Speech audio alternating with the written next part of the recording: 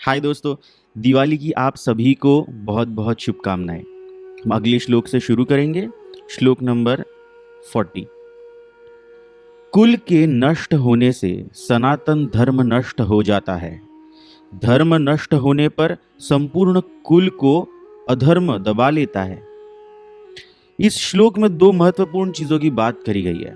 पहला है कुल, दूसरा बहुत शब्द यूज किया है वो है धर्म। उसका मतलब क्या है और धर्म नष्ट होना, इसके ऊपर बात करेंगे, गहरी चर्चा करेंगे, क्योंकि आगे चल के कई श्लोकों में ये शब्द फिर से दोहराने वाले हैं। लेकिन अभी के लिए अगले श्लोक पे बढ़ते हैं और देखते हैं क्या पता चलता है। फिर अर्जुन कहता है कृष्ण से कि हे कृष्ण, पाप के अधिक बढ़ जाने से कुल की स्त्रियां दूषित हो जाती हैं, और हे वार्ष्णेय, स्त्रियों के दूषित होने पर वर्ण संकर उत्पन्न होता है। यहां पर भी जैसे पहले स्त्रियों का दूषित होना, इसका मतलब क्या है, और स्त्रियों के दूषित होने पर वर्ण संकर, वर्ण का तो नाम सुना था कि वर्ण क्या है, उस पे भी गहरी बात करेंगे। लेकिन वर्ण संकर क्या होता है? 1.42। वह वर्ण संकर कुल दातियों को और कुल को नरक में ले जाने का कारण बनता है। पिंड और जलदान की क्रिया से वंचित इनके पितर भी नरक में गिर जाते हैं। अब पितरों की बात हो रही है, ancestors, even they are not safe in the heavens, in the afterlife. अब देखो ये क्या हो रहा है। 1.43। इन वर्ण संकर कारक दोषों से, कुलघाती दोषों से सनातन कुल धर्म और जाति धर्म नष्ट हो जाते हैं। आपने एक चीज नोटिस करी क्या हो रहा है यहां? अर्जुन क्या कर रहा है? अर्जुन बात कर रहा है कि हमें लड़ाई क्यों नहीं करनी चाहिए, मुझे इस लड़ाई में क्यों नहीं उतरना है, इसके लिए दलीलें ढूंढ रहा है। पिछले श्लोक में हमने देखा कि किस तरह से रैशनलाइजेशन का इस्तेमाल करके वो अपनी ही बातों को अपने आप को कन्विंस कर रहा था। ये श्रृंखला आगे चल रही है। The sequence continues. He is still trying to rationalise his own decisions based on one argument and the other. आप गौर करिए इसके आर्ग्यूमेंट्स के तरीकों पर, गहराई में जाएंगे इन शब्दों के, पर आप देखिए ये क्या कर रहा है। सबसे पहले तो ये बोल रहा है कि पहला प्रॉब्लम ये होगा, उससे हमारी स्त्रियां भ्रष्ट होंगी, उससे हमारा कुलनाश होगा, उससे हमारा वर्ण संकर होगा, उससे हमारे पितर भी, एंसेस्टर्स भी तकलीफ में आएंगे। ये सीक्वेंशियली कॉन्सिक्वेंसेस को बढ़ाते जा रहा है अपने ही मन में। दूसरी तरफ ये कैस्केडिंग इफेक्ट क्रिएट कर रहा है। ए होने से बी हो जाएगा, बी होने से सी हो जाएगा, सी होने से डी हो जाएगा।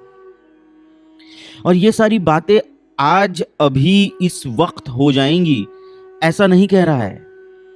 कह रहा है कल ऐसा हो जाएगा, परसों ऐसा हो जाएगा, वहां हो जाएगा, कुलनाश हो जाएंगे, आने वाले बच्चे खराब निकलेंगे, हमारी स्त्रियां खराब हो जाएंगी, स्वर्ग में कहीं पे हमारे पितरों को नुकसान होगा। आप माइंड को देखिए, माइंड कैसे बिहेव कर रहा है। माइंड अभी इस वक्त, मन जो है अर्जुन का, वो अभी इस वक्त हियर एंड नाउ में नहीं है। वो ट्रैवल कर रहा है, ट्रैवल कर रहा है इन द फ्यूचर, ट्रैवल कर रहा है इन द पास्ट, ट्रैवल कर रहा है not here but to some place else. वो प्लेस रियल हो ऐसा भी जरूरी नहीं है। खैर, अगर आपका मन ट्रैवल कर रहा है तो वो कोई भी जगह रियल हो ही नहीं सकती। फिर वो कोई काल्पनिक जगह क्यों ना हो, स्वर्ग क्यों ना हो, इमेजिन्ड प्लेस। अब विचारों के इस ट्रैवल करने से अर्जुन पे क्या परिणाम हो रहा है? क्या अर्जुन का दुख निवारण हो रहा है? नहीं हो रहा। क्या अर्जुन का एंजाइटी कम हो रहा है? जिस एंजाइटी से भरा हुआ था, हाथ से धनुष्य गिर रहा था, पैर कांप रहे थे, क्या वो एंजाइटी कम हो रही है इसकी? नहीं हो रही है। क्या इसका कंफ्यूजन दूर हो रहा है? नहीं हो रहा है। तो हो क्या रहा है? ये इन्हीं चीजों में और फंसता जा रहा है, और गहराई में हो जाता जा रहा है। और ये अक्सर हमारे साथ भी होता है। नहीं होता है आपके साथ ये? आप कॉन्सिक्वेंसेस को अपने ही मन में एक के साथ एक जोड़कर बड़ा कर लेते हैं। ऐसा कर लूंगी तो ये हो जाएगा, फिर वो मुझसे बात नहीं करेगा, फिर वो मुझसे नहीं मिलेगा, फिर मैं अकेली हो जाऊंगी, फिर मुझसे कौन शादी करेगा? आप कॉन्सिक्वेंसेस को बढ़ाने लगते हैं। इन सारी चीजों से आपकी एंजाइटी बढ़ती रहती है, आपका कंफ्यूजन गहरा होता रहता है, और आप सोचते हैं कि नहीं, कहीं किसी के पास ये बोलकर मैं अपने आप को रिलीव कर लूंगा, रिलीव कर लूंगी, कहीं मुझे कोई एक बोलने के लिए मिल जाए, मैं अपनी बातें बोल के अपने आप को शांत कर लूंगा, शांत कर लूंगी। लेकिन ऐसे शांति नहीं मिलती है। आप अशांति अपने में भी करोगे ही, साथ में जिसको सुना रहे हो उसमें भी अशांति पिरो दोगे। अभी ये अर्जुन जिससे बात कर रहा है वो श्री कृष्ण नहीं होता, कोई साधारण मामूली आदमी होता, तो वो भी फंस जाता इन बातों में।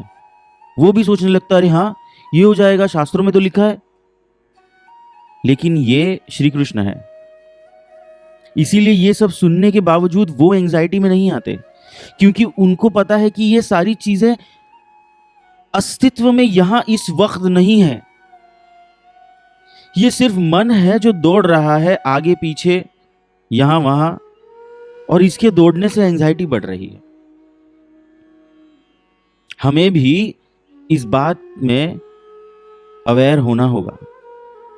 हमारा मन जब हमारे साथ यही खेल खेलेगा, तो हमें इस खेल में अपने आप को झोंकने से पहले सजग होना होगा कि ये रास्ता मुझे कहां ले जाएगा। संकट की घड़ी है, इस संकट के घड़ी में विचार जो दौड़ेंगे यहां वहां आगे पीछे, इससे मैं कहां ले जाया जाऊंगा। ये ध्यान होना आपको ये सारे एंजाइटी से बचा लेगा।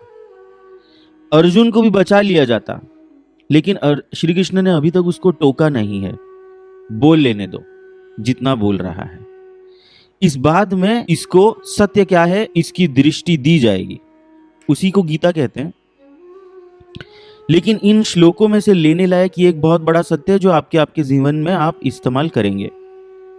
विचारों को फ्यूचर और पास्ट में दौड़ने दिया तो वो एंजाइटी क्रिएट करेंगे ही।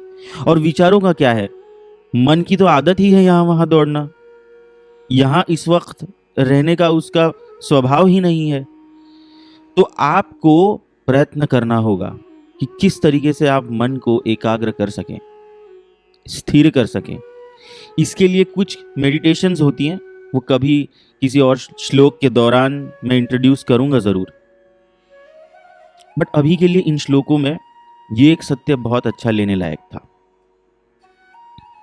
अगले वीडियो में हम ये जो 4 बहुत ही महत्वपूर्ण शब्द इस्तेमाल किए गए हैं, धर्म, सनातन धर्म, कुलनाश, वर्ण संकर, इनको गहराई में समझेंगे। आज की वीडियो में इतना ही। अच्युतं केशवं राम नारायणं कृष्ण दामोदरं वासुदेवं हरि श्रीधरं माधवं गोपिका वल्लभं जानकी नायकं रामचन्द्रं भजे। अच्युतं केशवं सत्यभामाधवम् अच्युतं केशवं सत्यभामाधवम् माधवं श्रीधरं राधिका राधितं इन्दिरा मन्दिरं चेतसा सुन्दरं देवकी नन्दनं नन्दजम्